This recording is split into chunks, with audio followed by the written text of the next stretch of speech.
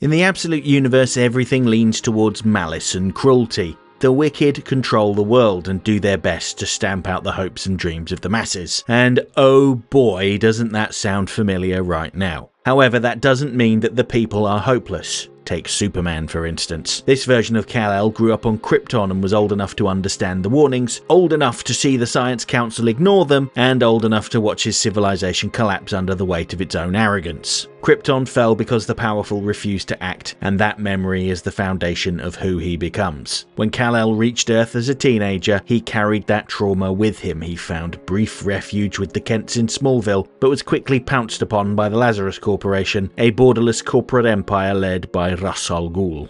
They marked him as an asset to be controlled to help them bring about the destruction of civilization. Rather than risk the lives of the people who sheltered him, Kal-El chose exile. He spent years on the run, helping where he could, but never staying long enough to be captured.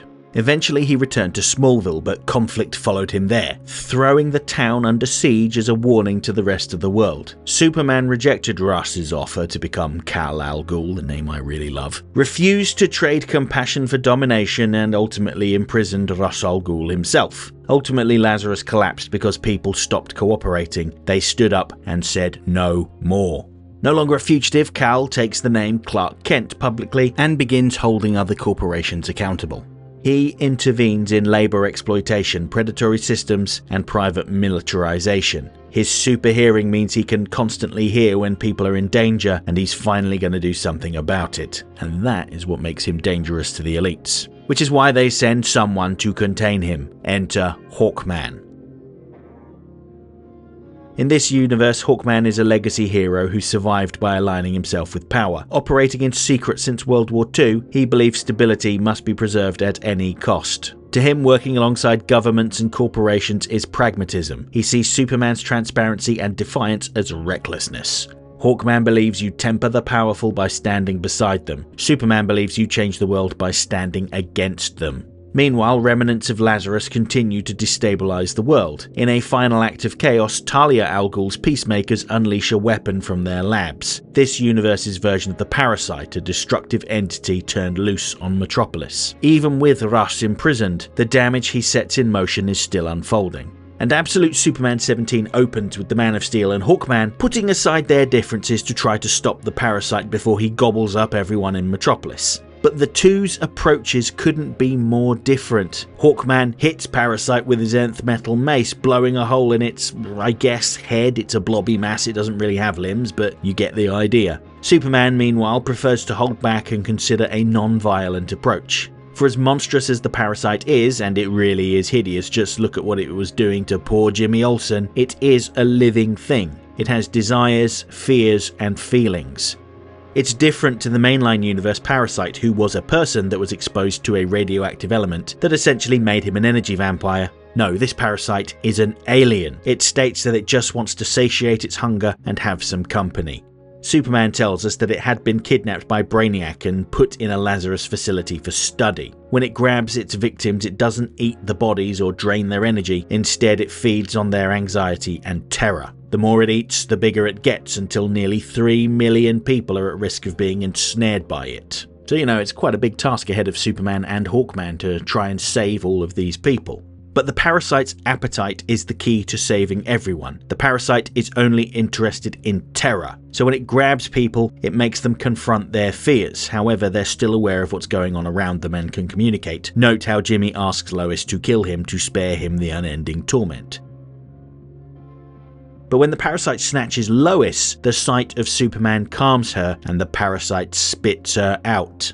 Just seeing him there filled her with hope and made her taste awful to the Parasite, and that tells Superman exactly what he needs to do. He allows the Parasite to drain him, and while it initially gets a big burst of energy to the point that it grows threefold and captures Hawkman, this is ultimately its downfall. Superman simultaneously speaks to all of its victims, including the pets and wildlife, telling them not to be afraid and that he is going to save them. It's interesting to note that we only see Hawkman's fears, and that's him coming face to face with all the people he's killed over the years in order to maintain order. When he tries to explain himself, it sounds more like he's trying to convince himself that their deaths were part of the greater good. It's also worth noting that who they are inside of the Parasite seems to be who they view themselves as. Superman is his younger self when he first arrived on Earth, indicating that he still feels like a child inside, while Hawkman is his normal human self, presumably before he became Hawkman. But that aside, Superman's plan succeeds. All 2.7 million people in there, including Hawkman, believe in him, and the Parasite lets them go, and essentially pops. Despite being drained, Superman still takes the time to fly a wounded person to the hospital. His character is further demonstrated when he gathers up what remains of the Parasite, and it's small enough to fill a shoebox. He says he will take it back to his farm where he's building a Kryptonian fortress. Rather than being a prison like it experienced with the Lazarus Corp, it sounds more like a zoo. He promises to tend to it, allowing it to feed off of him until he can figure out how to get it back to its home world. While Hawkman is impressed with Superman, Superman has little interest in hearing what he has to say. He knows that he reports to the elites, and he tells him to go on his way and tell his masters that Superman is not for sale. Lois also seems to know who he is, calling him by his name, which suggests a connection to the Lazarus Corp. This is confirmed at the end of the issue when Hawkman leaves and calls Talia, letting her know that they have a problem. And this whole release of the Parasite was essentially a smokescreen for Talia, to allow her to break her father out of prison without Superman noticing. By this point, the effects of the Lazarus waters have worn off, and Russ is weak and frail. Superman had been visiting him in prison and seemed to be getting through to him. But as he leaves the prison, he leaves behind his book of prayers and apologizes to Superman, saying, "We are who we are." Given Superman's super hearing and how recent issues have demonstrated that he can hear everything that seems to be going on, I have to wonder if he heard Russ's apology or Hawkman's call to Talia. The issue ends by checking in on Lex Luthor and Brainiac. You'll recall in earlier issues how Brainiac had snooped on the Justice League's meeting and was collaborating with the Mirror Master, who has knowledge of the mainline universe. Brainiac notes that Luthor is quite a big deal in that universe and he wanted to bring their version into the fold. So Brainiac tracked him down, but he couldn't be any more different. A family man in Missouri with a full head of lustrous red hair. Still, feeling undeterred, Brainiac offered Luthor a job to pack everything up and come join his cause. However, Luthor refused because he couldn't bear to be separated from his family, and so Brainiac took the cold and logical approach to handling this rejection. If the family was the thing holding Luthor back from his full potential, then he must get rid of the family. The last issue ended with him removing his disguise and activating his chainsaw arms, and when we return it's about as gruesome as you expected. Using a similar methodology to the Parasite, who forced his victims to keep their eyes open, further traumatizing them, Brainiac bound Luthor and made him watch his family get slaughtered. And they weren't just killed, they were torn asunder, split into bits. With his work done, Brainiac tells him to make himself interesting. I can't imagine that this will have the effect that Brainiac thinks it will, though, considering that the Absolute Universe has reframed many of the classic villains as allies. See the Crime Alley kids in Absolute Batman, the Rogues in The Flash, and Cersei and Barbara Minerva in Absolute Wonder Woman. I think this may be the origin story for Superman's next ally.